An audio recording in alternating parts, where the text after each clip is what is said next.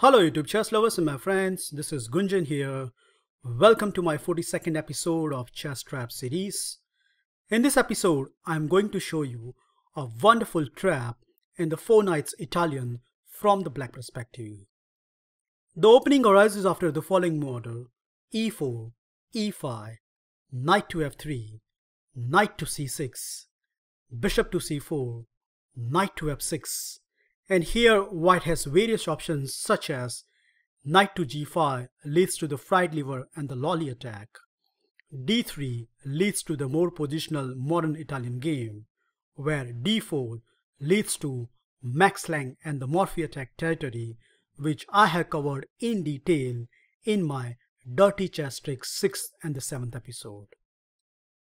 However, there is a fourth option, namely knight to c3.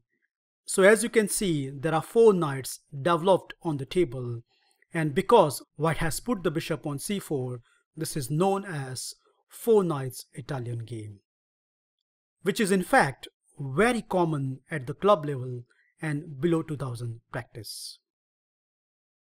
Now against this, the most popular choice is bishop to c5, but there is a better move available in this position, namely knight captures e4. So not only destroying the white center, but the big tactical point is when white capture this piece, we are going to get our piece back with this thematic break d5. Okay, white doesn't want to give up the bishop pair, so accordingly there are 2 popular choices. Well, bishop to b5 leads to our trappy line, but before we look at it, there is a brief note about bishop to d3, as I think this is very passive choice by white, and after the following continuation, d captures e4, bishop captures e4, white has a threat of bishop captures c6 and knight captures e5, which black easily parry with bishop to d6. And as you can see, I have highlighted by the arrows, once black castles and later on managed to play f5 with this wonderful center and kingside activity, it is only black who is having all the fun in this line. So this is how you should respond against the move bishop to d3. However, the more common approach here is white continue with bishop to b5, which has a very nasty idea.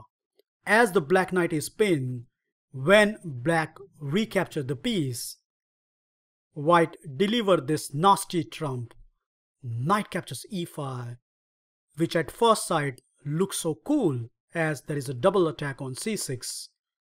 And not so surprising, if you check this position in online database, there are more than 700 games played from this position. Well, believe it or not, but white has straight away fallen into black's trappy territory, and the trappy business start with this very cute move, queen to g5. So black queen is attacking multiple locations such as these 2 pieces as well as on g2, and that means white response is force.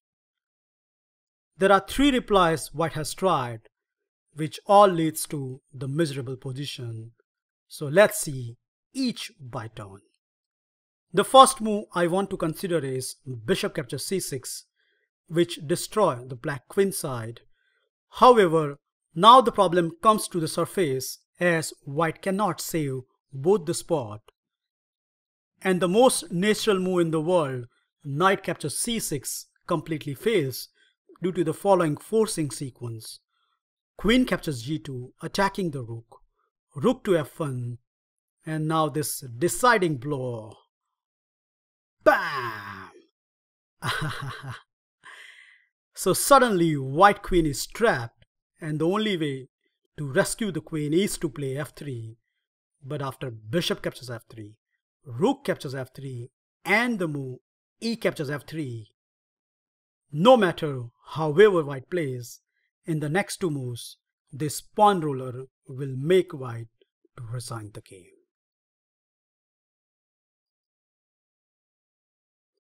The second move I want to consider is knight captures c6.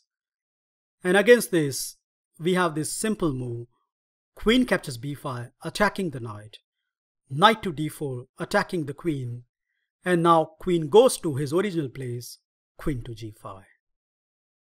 So g2 is a soft spot in all of this line, and funny enough, white can't play the move g3.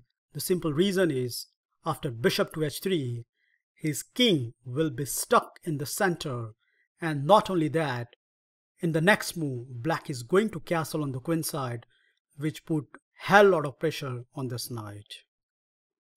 I won a very quick blitz game where my 1800 rated opponent continued with queen to e2, attacking on e4. I simply responded with castle on the queen side, attacking the knight. And if white played the move c3, then bishop to c5 is a very strong reply. So my opponent grabbed the pawn with queen captures e4, which turned out as a big time disaster, as after the simple response, bishop to c5, my opponent found to his horror that there is a double attack on knight and rook to e1 is coming, which altogether create a complete chaos for the white camp, and he has to resign in just mere 15 moves.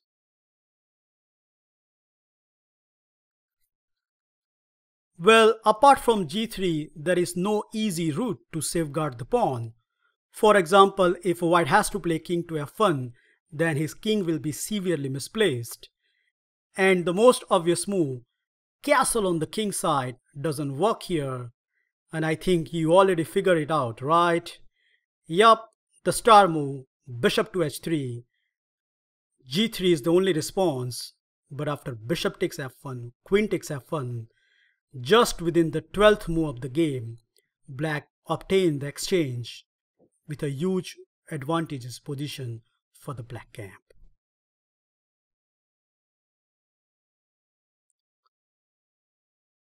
Last but not least, what happens if your opponent continue with d4, which has a clear merit of attacking the queen? And our response is very obvious.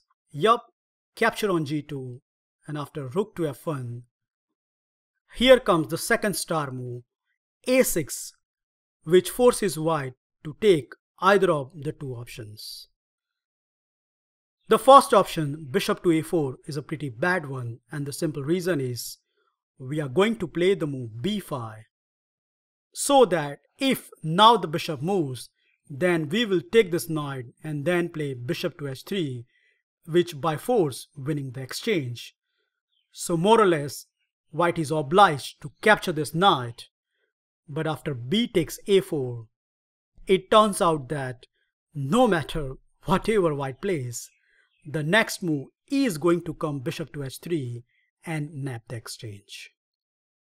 For example, a sample line can goes like this: bishop to e3, bishop to h3, attacking the rook which has nowhere to go, and the only move, queen to e2, leads to the loss of exchange. Queen captures f1, queen captures f1, bishop captures f1, and king captures f1, where at the end of the sequence, black is clearly in the driving seat with an extra exchange and a pawn.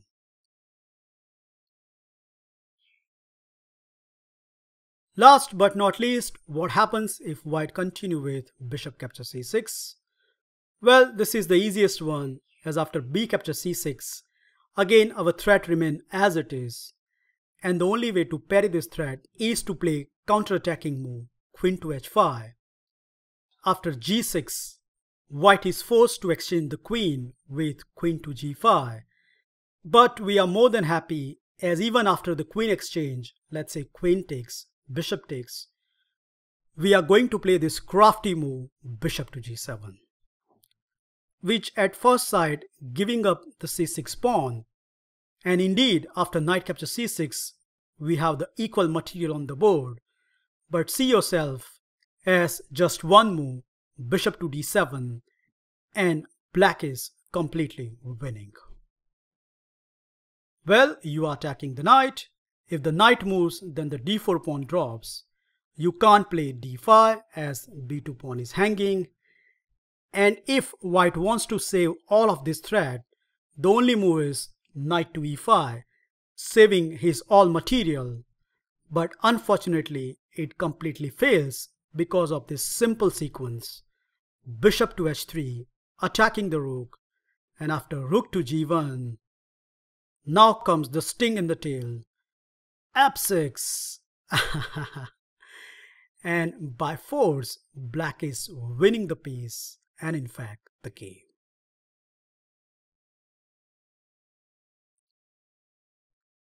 That's it guys. I hope you enjoy and learn this high profile trap in the 4 knights Italian game.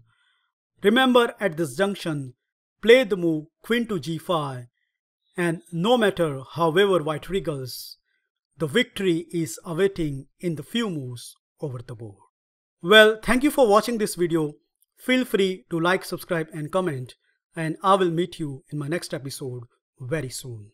Bye and take care.